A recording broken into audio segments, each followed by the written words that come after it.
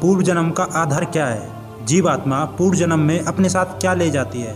इस्लाम क्यों पूर्व जन्म को नहीं मानता? शरीर से प्राण निकलते समय हमें ऐसा क्या करना चाहिए जिससे हमें सुख की अनुभूति हो? ईश्वर सृष्टि को क्यों बनाता है और क्या कभी पूर्ण जन्म से छुटकारा मिल सकता है? इन सभी विषयों पर आज हम बात करने वाले हैं। नमस्ते दोस्तों, मैं प्रीतम आर्य, नाम ही पहचान है। सबसे पहले इस्लाम के अनुसार तो पूर्व जन्म होता ही नहीं है। अगर होता तो हमें पिछले जन्म की बातें याद रहती। और किसी का अपाहिज या गरीब होना तो एक प्रकार से अल्लाह द्वारा उसकी परीक्षा लेना है। किसी विकट परिस्थिति में वह अल्लाह ताला पर विश्वास बनाए रखता है या नहीं, और अपने आप को सच्चा मुसलमान साबित करता है या नहीं। ये सवाल उन लोगों का है जो पूर्व जन्म को नहीं मानते। अच्छा, तो वे लोग जरा ये बताएं कि आप अपनी माता के गर्भ में 9 महीने रहे थे। क्या आपको सब याद है? क्या आपने जन्म से लेकर 5 वर्ष की आयु के बीच क्या क्या कार्य किए थे, आपको याद है? क्या ऑपरेशन के दौरान बेहोश किए मरीज को सब कुछ याद रहता है कि उसकी चिकित्सा किस प्रकार हो रही है? कभी बुढ़ापे में याददाश्त खो जाने पर व्यक्ति इस जन्म की परिस्थितियों तक भूल जाता है, तो हमें पूर्व जन्म की स्मृतियाँ किस प्रकार याद रहेंगी? आगे अगर सभी व्यक्तियों को पूर्व जन्म का स्मरण हो जाए तो संसार की व्यवस्था अव्यवस्था हो जाएगी। क्योंकि अगर किसी व्यक्ति की मृत्यु दुर्घटना तथा कत्ल से की गई है तो क्या आपको लगता है वो इस जन्म में चुप बैठेगा या अपना बदला लेगा? उसके अंदर बदले की भावना अवश्य होगी और अपने सामाजिक संबंधों को बनाए नहीं रख पाएगा। इसलिए जिस प्रकार पानी को देखकर वर्षा का, कार्य को देखकर कारण का विद्वान लोग अनुमान लगा लेते हैं, उसी प्रकार जन्मजात बीमारियों को देखकर पूर्व जन्म का अनुमान लगा लेना चाहिए। पूर्व जन्म में हमारे साथ क्या जाता है?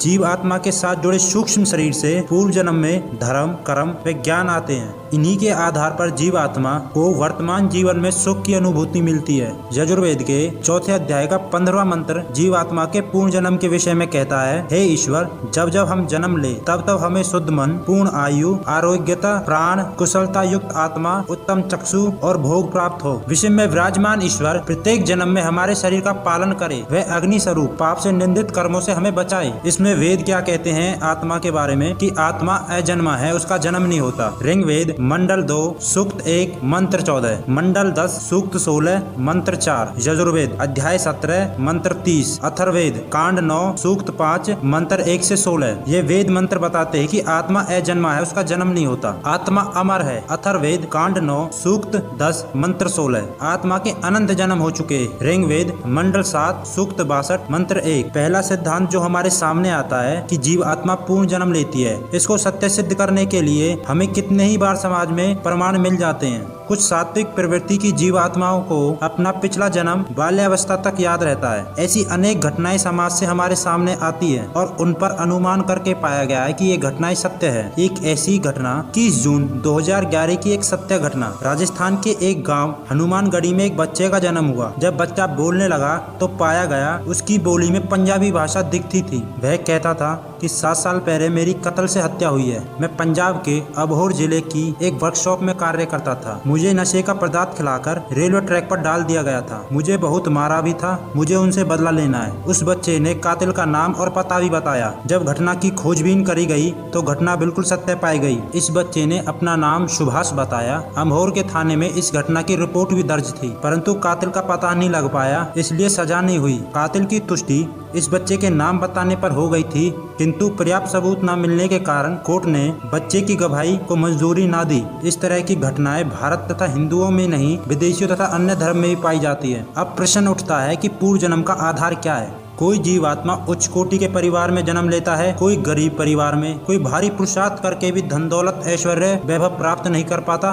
कोई साधारण परीक्षा से ही सब कुछ प्राप्त कर लेता है, कोई अपंग, कोई बदसूरत, कोई नासमझ, कोई बुद्धि का भाग्यवान तो कोई मानसिक तौर से कमजोर पैदा होता है। इसके विषय में महर्षि दयानंद सत्यार्थ प्रकाश के 9वें समोल्लास में लिखते हैं, इसका मुख्य कारण मनुष्य जीवन में किए गए कर्म और उसका ज्ञान है। महर्षि ने स्पष्ट शब्दों में लिखा है, सुख दुख की घटना बढ़ती देख पूर्व जन्म का अनुमान क्यों नहीं लगा लेते? और जो पूर्व जन्म का अनुमान नहीं लगाते तो ईश्वर पक्षपाती हो जाता है। बिना पाप के इतना दुख और बिना पुण्य के इतना राज। किसी को जीवन में इतना सुख मिलता है, कोई पूरे जीवन दुख देखता है? देखिए, रिसर्च द्वारा प्रमाणित हो चुका है कि शरीर से प्राण निकलने के बाद भी लगभग 1-1.5 घंटे तक मनुष्य का मस्तिष्क क्रियाशील रहता है। वह बाहरी वातावरण की हर बात सुन सकता है किंतु क्रिया कुछ नहीं कर सकता। इसलिए कहा जाता है मृत शरीर के पास गीता का 18वां अध्याय, उपनिषद, वेदों के पाठ के मंत्र करने चाहिए, जिससे कि कुछ अच्छे संस्कार आत्मा पर पड़े और पूर्व जन्म में संस्कारों के साथ वो जन्म ले। और मृत्यु के उपरांत जीव आत्मा 12 दिनों तक सूर्य आदि ग्रहों पर घूमकर नया शरीर धारण करती है।